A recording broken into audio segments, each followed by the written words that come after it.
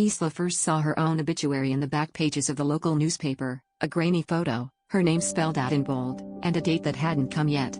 That night, she dreamed of a letter written in her own hand, the words "come home" smudged by tears. When she woke, the weight of unfinished grief pressed against her chest. Driven by a compulsion she couldn't explain, Isla packed a bag and drove through the endless mist, her headlights swallowed by the rolling fog, until she reached the rust-flaked sign, "Welcome to Silent Hill."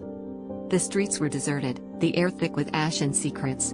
As Isla wondered, the world seemed to shift at the edges, shadows flickered with unnatural movement, distant sirens wailed and faded, and the silence pressed in, suffocating. It wasn't long before she found herself standing before Midwich Elementary, its doors yawning open like a mouth eager to devour her. Inside, each classroom was arranged as a funeral, desks shrouded in dirty sheets, wilted flowers, photographs of herself at various ages pinned to the crumbling blackboards. In every room, she remembered a version of herself she'd tried to forget, the scared child, the grieving daughter, the desperate woman who made a choice she could never unmake. The halls twisted and narrowed, lights flickering overhead as something wet and heavy dragged itself behind her. Faceless children with hollow chests shambled from the shadows, their hands reaching for Isla, their voices merging into a chorus of accusations she'd spent years trying to drown out. The world fractured, and Isla stumbled into Alchemilla Hospital, where gurneys crawled with figures stitched together from her regrets. The walls pulsed like living flesh, and every mirror reflected a different nightmare, her face screaming, crying, pleading for forgiveness.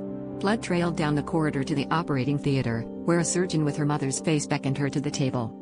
In the final classroom, Isla found a coffin bearing her own name, the lid half open.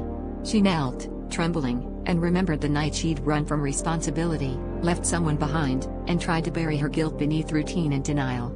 As the world outside the windows burned with a hellish light, Isla pressed her hand to the coffin and whispered an apology. When she finally stepped back into the fog-choked street, she felt lighter, but the town remained unchanged, a maze of sorrow and lost chances. Whether she had found forgiveness or was simply another ghost wandering Silent Hill, Isla could no longer tell. The mist closed in, and her footsteps faded, uncertain if she was walking out or deeper in.